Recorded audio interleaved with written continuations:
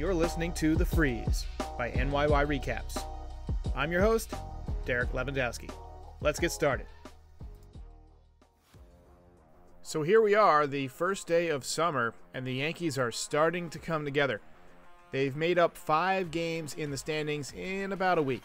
They've turned 3 triple plays in the last 31 days, and the guy leading the charge is none other than Gary Sanchez. You cannot predict baseball, Susan.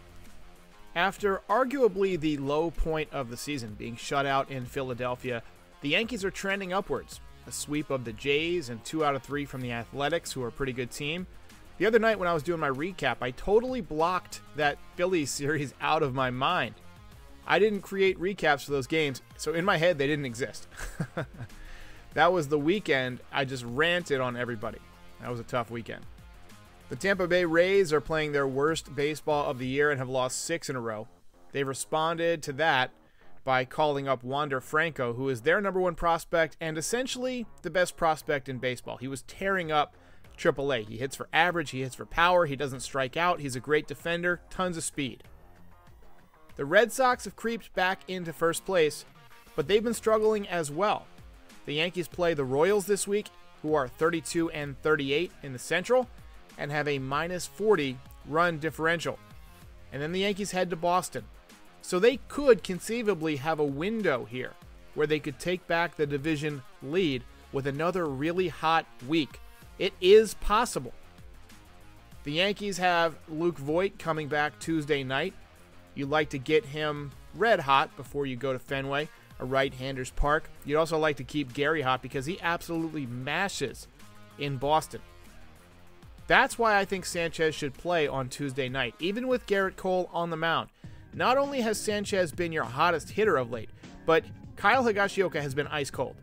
I understand that Higashioka works well with Garrett Cole. They have a good rapport behind the dish. But it's the Kansas City Royals. Come on. Garrett Cole should be able to beat them with half of you behind the dish. Also, with the off day today, I don't want Gary Sanchez, the way he's swinging the bat, to have 2 days off in a row because that could cool off his bat. Let him play Tuesday and Wednesday, then give him Thursday off, and then he can play the entire Boston series, where I mentioned he mashes. It's that time of year where you start to see more deals happen. We're a little bit over a month from the trade deadline, and there's usually at least 1 or 2 big deals in the weeks leading up to the trade deadline. There's also waiver deals that can happen after the deadline, but players need to pass through waivers after July 30th, and other teams can either claim them or just block deals. It's almost a guarantee that the Yankees are going to trade for a center fielder, and I go further to bet it's going to be somebody who can hit left-handed. Brett Gardner is a good backup at this point, but the Yankees don't want him out there every day in the summer heat. I guarantee he will wilt.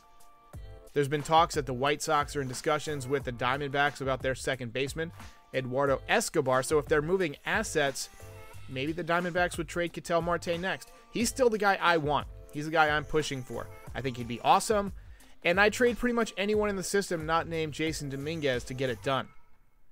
Starling Marte of the Marlins also remains a possibility, but he's right-handed. He's hitting .323, and he's a good defender, so I could see him happening. He certainly wouldn't cost as much as Ketel Marte, but he won't be cheap. Someone on one of my streams the other night mentioned the name Tyler Naquin, and I could see him being a decent fit too, though he's only a .250 hitter this year. He's a .269 career hitter.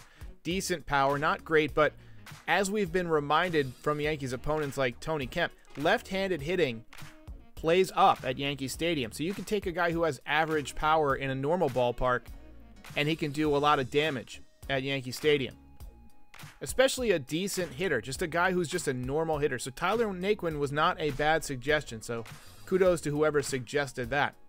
My buddy Patrick posted a video about Andrew Benintendi today. He's hitting .283 with 8 home runs and 31 ribbies for the Royals. He's also got a .340 on-base percentage and a career .787 OPS. But again, I think that would play up at Yankee Stadium. He used to kill the Yankees when he would come over from Boston, and I have a feeling he's going to kill the Yankees with Kansas City this week.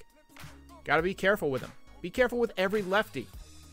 That's why you should pack Yankee Stadium with left-handed hitters, because pitchers have to be careful. Nobody wants to get porched. The one thing that concerns me about Benintendi is he doesn't play center field, really. He's a corner guy at this point, though he does have pretty good speed. I think he could play center field. He doesn't get great jumps, according to StatCast, but, you know, I'd feel comfortable with him out there in center field. It's a big outfield at Yankee Stadium, but you do have Brett Gardner to come in late in games. I think that could be a decent combination. Benintendi for, 6 or 7 innings, and then Gardner for the last few. I think that would work fine. As I've noted a few times in recent episodes, I'm just trying to get views and trying to get the discussion started for this Yankees community. So if you don't like one of my proposals, there's no reason to call me a dumbass in the comments or to be rude. Just take it with a grain of salt. My job is to make videos and get views. I'm not the GM of the Yankees. We'll see what Brian Cashman does and what his scouting team finds. But these are just some of the guys that I would take a look at. I also think it's worth noting that the Yankees pitching seems to be running thin a little bit.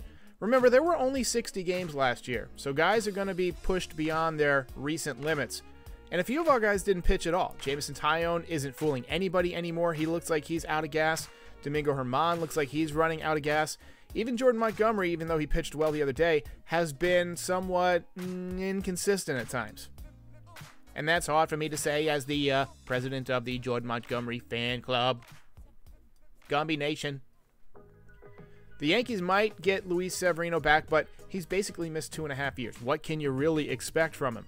How long will Corey Kluber last once he returns? Will he return at all?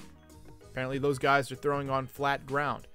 Could Luis Gil or Davy Garcia be a factor? What about Clark Schmidt? Haven't heard much from him. His elbow injuries concern me. And if we're being honest, Davy Garcia looked better to me last year than he has so far this year. His velocity, I don't think, is going to get it done at 91, 92. He's not getting the same kind of movement. So Davy Garcia might not be that super prospect that we thought we had. This team can overcome this deficit. 4.5 games in June has been done many, many times. But let's not let this recent hot streak, or heating up streak, mirage the fact that this team still has some flaws. There's still too many outs on the bases. Still too many double plays. Still way too right-handed of an offense. And we've got some patchwork going on in the rotation. There are moves you can make that will help this team. Other teams are going to try and stick up Brian Cashman. They're going to try and push him beyond what he's comfortable doing. But in the past, he's had pretty good luck at making in-season trades. I go back to Sean Chacon, David Justice, and then 2017, Todd Frazier, Tommy Kahnle. I mean, there were some great moves that he's made. I don't think he's always the best at trading for pitchers, especially not during the offseason. But his in-season moves seem to work. Wandy Peralta, the jury is still out on him. That was an interesting deal. Mike Tauchman for Wandy Peralta. I would love to have Mike Tauchman in center field right now. I know he's not doing a ton of damage offensively, but defensively, he's a genius. Let's hope that Brian Cashman can figure out a way, and the Red Sox and Rays are playing each other this week. So if they beat up on each other and the Yankees win, they control their own destiny. They'll gain on somebody. It's time to go on a run. Let me know what you think in the comments. I am interviewing Big Baby David tonight, and then hopefully I'll have a Yankees game day tomorrow, and I'll be back. I'll see you then. If you enjoyed this video, please like and subscribe. It helps other Yankees fans find the channel. If you really enjoyed it, check out the swag section. We've got tons of great designs to support all your favorite Yankees. And if you simply cannot get enough Yankees content, check out the podcast version of this channel, The Frieze by NYY Recaps, available wherever you get your podcasts. I'm Derek. Thanks for watching.